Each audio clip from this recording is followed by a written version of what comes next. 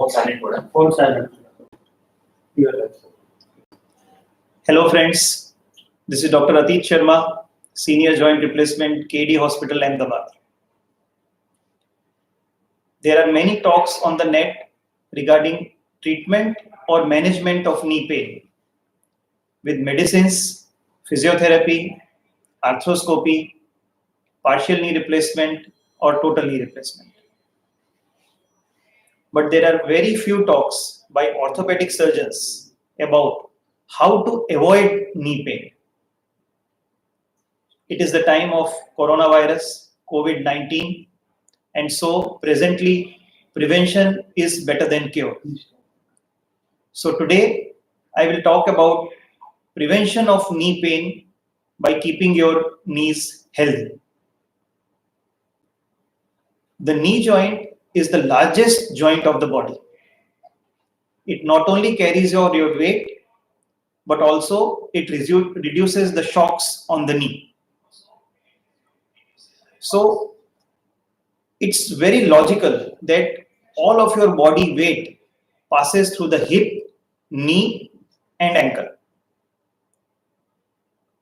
Right from the time we get up in the morning, getting up from the bed, going to the washroom, jogging, jumping, swimming, cycling, walking, climbing upstairs, downstairs, sitting on the chair, and sitting down.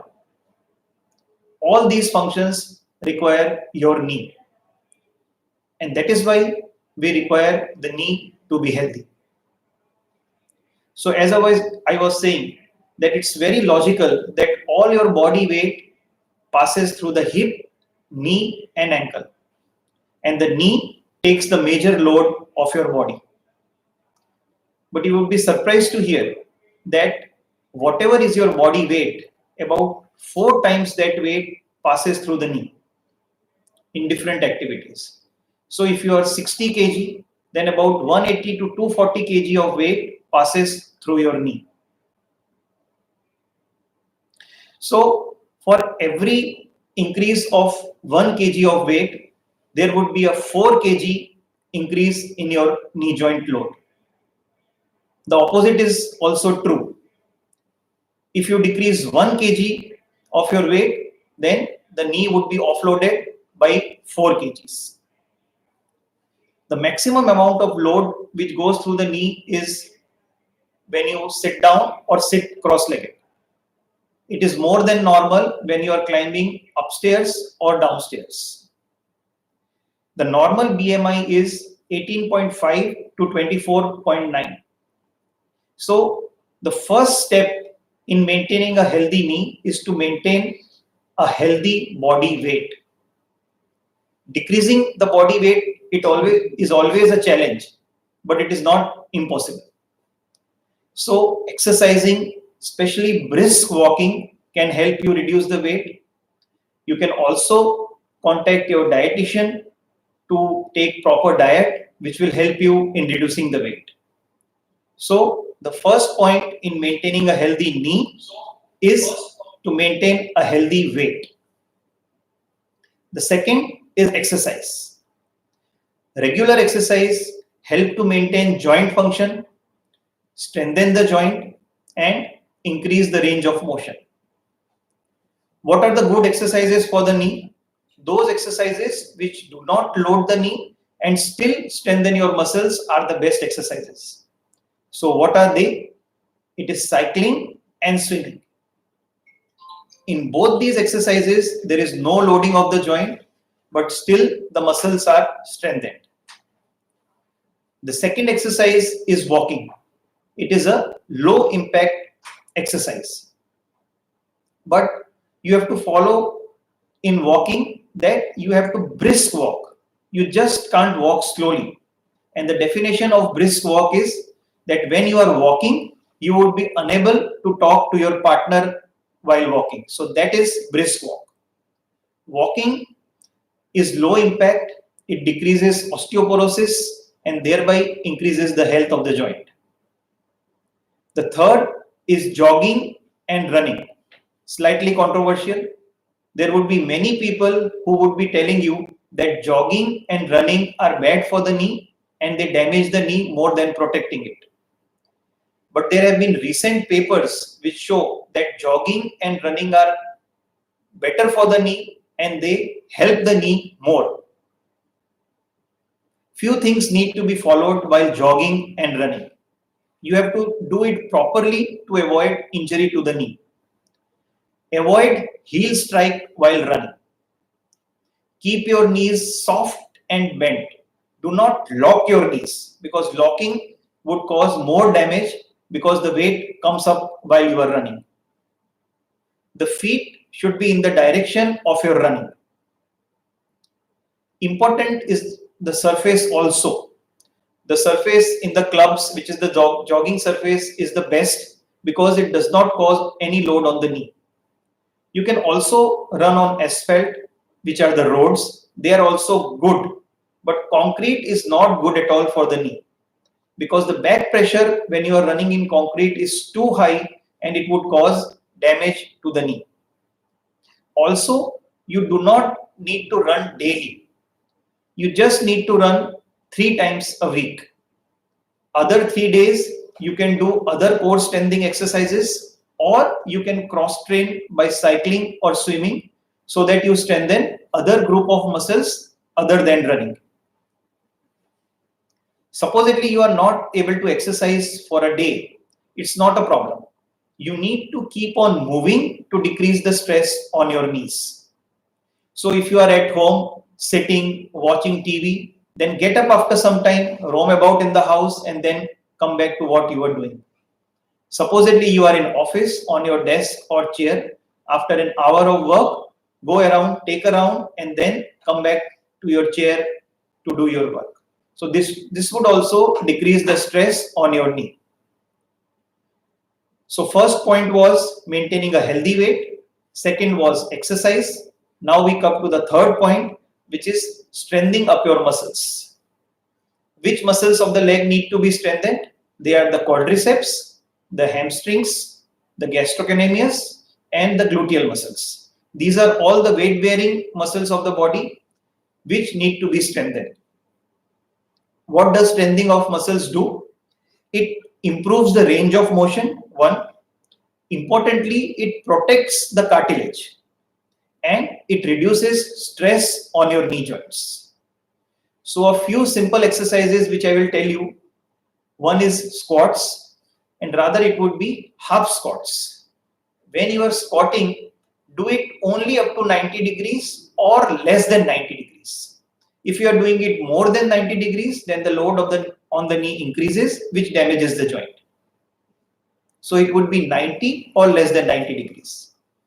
Supposedly you have back problem, then instead of squats, you can do leg press. Squats strengthens your quadriceps as well as the hamstrings. The other exercise which strengthens your quads and hamstrings is lunges, which you can do easily.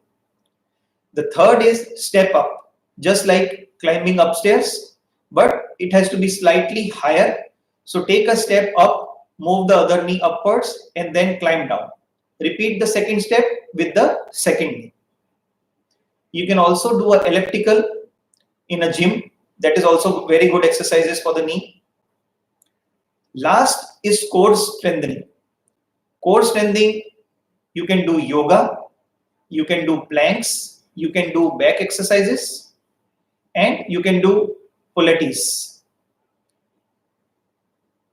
Most importantly, while strengthening the muscles is to warm up before the exercises. Just don't start your exercises immediately. Warm up, and after the exercise protocol is over, then you cool down also. And importantly, know your limit. Do not overdo anything. There is likely to have some soreness in your muscles for about 24 to 48 hours after a workout session, which is normal. But if the pain lasts for more than 48 hours, then either you need to give a break or you need to consult your doctor. The fourth is the posture. If you have a stooping posture, then your center of gravity would go forward and which will cause abnormal load on the hip, knee, and ankle. For a good posture, your hips should be above the knees should be above the ankle. So for this, you have to strengthen your core muscles to maintain a good posture, which are again yoga, back exercises, planks, and Pilates. Fifth is the footwear. Any abnormality in the foot or the footwear can cause knee pain.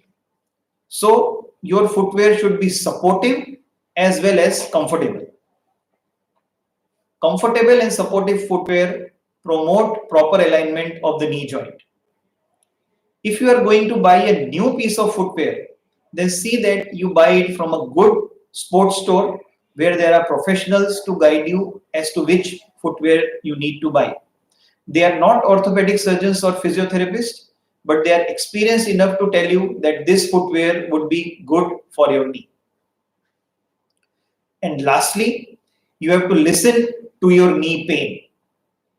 If you have some pain in the knee after your exercise, then we follow the RICE protocol, which is rest, ice application, compression, and elevation. That is the first thing you need to do. If still the pain persists, then take a break from your exercise schedule. And even if it does not subside after this, then you have to consult a doctor. So this was the first part of maintaining the healthy knee, which was the fitness part. The second part, which is important, is the diet. What diet you need to take to maintain a healthy knee joint? We all know that 50% of the bones is made of minerals, and out of that 50% of minerals, 64% is calcium. 99% of your body calcium is in the bones and teeth. So calcium is the most important mineral which is required to keep your bone healthy. What is the daily requirement of calcium? It's about 1 gram per day for a normal adult. But for a female above 60, a male above 70, or for pregnant or lactating females, it is 1.5 grams daily. Most of us in Ahmedabad or in Gujarat are vegetarian people. So we will start with calcium supplements which are vegetarian. The first which comes to the mind is dairy products, milk, curd, buttermilk, cheese, and paneer, which we also call as cottage cheese. Among the cheese, the Parmesan cheese has the highest amount of calcium, and if you take that, your calcium requirements are fulfilled. The good point about dairy products is that they are absorbable very fast and they absorb themselves in good quantities. That is good for dairy products. So if I tell you to take milk, it's not just a cup of milk or a bowl of milk. You have to take about 300 ml of milk to meet your requirement of calcium daily. So dairy products are the first choice of calcium intake. The second is beans. Beans are rajma, chana. These are the beans. There are lentils, and among them masoor dal is the best. And there are peas. Apart from the beans, you can also take soya bean, which are rich in protein, but they are rich in calcium also. The soy milk, which is now fortified with calcium and vitamin D, also is good. Tofu, which is a paneer type product from soya bean, is also very rich in calcium. There is another group which are the nuts, and among them, almonds has the highest quantity of calcium in them. Apart from almonds, you can also take pistachios. You can also take walnuts to increase your calcium level and fulfill your daily requirement. Among the seeds, there are sesame seeds, which we call as til, the til ki chikki. Til is very rich in calcium. Other seeds are chia seeds and flax seeds. Flax seeds are also good for the heart and they are rich in calcium also. Among the fruits, The dry fruit is fig, anjeer, very high source of calcium. Oranges have a very good source of calcium. There are also blackberries and there is raspberry also. Vegetables do have some anti-nutrients which are the oxalates, and calcium binds with these oxalates and can form kidney stones sometimes, and it decreases the absorption of calcium also.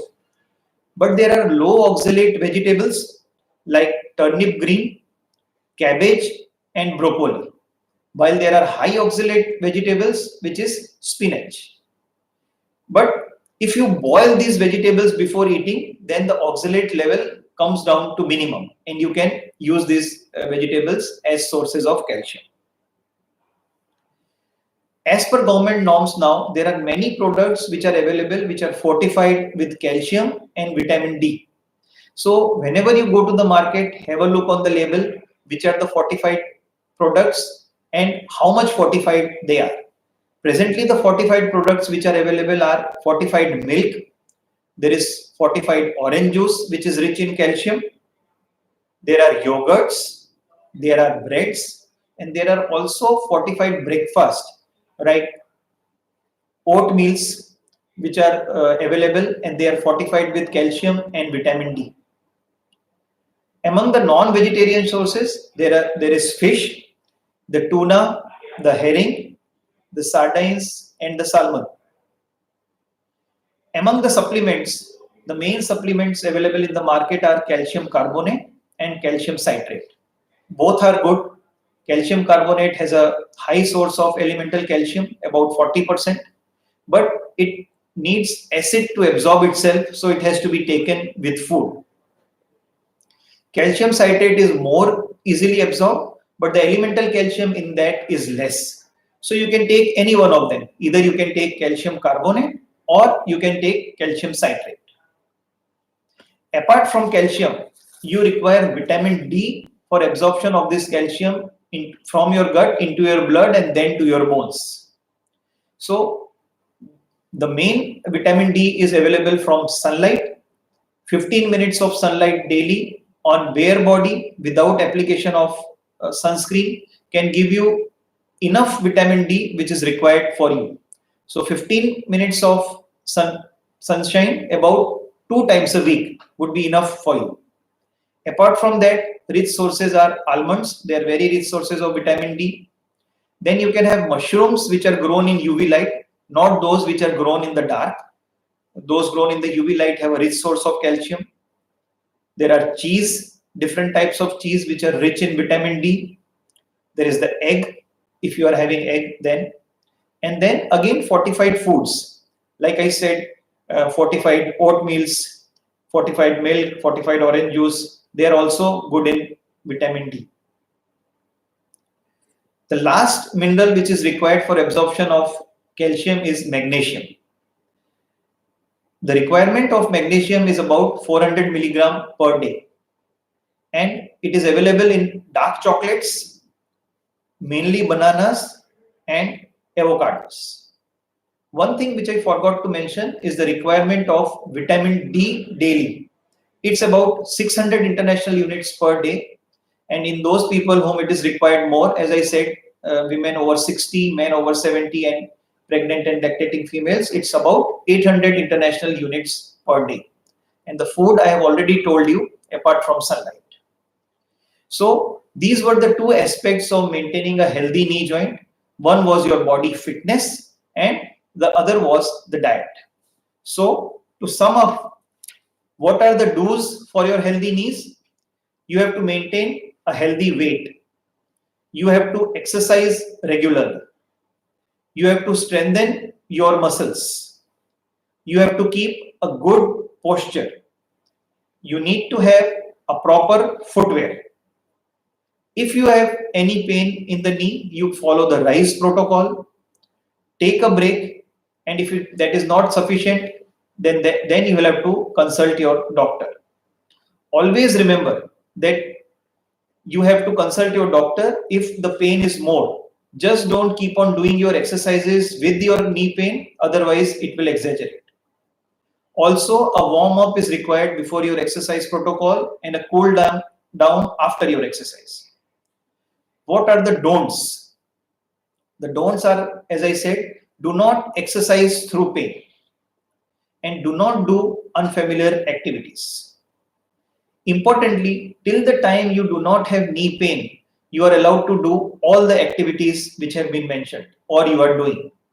But once you get a knee pain, then you have to avoid some activities which would overload the knee, which are sitting down on the floor, squatting like we do in the Indian toilet, and climbing upstairs and downstairs.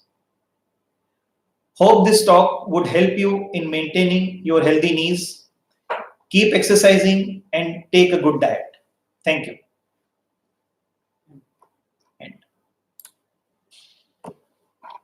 And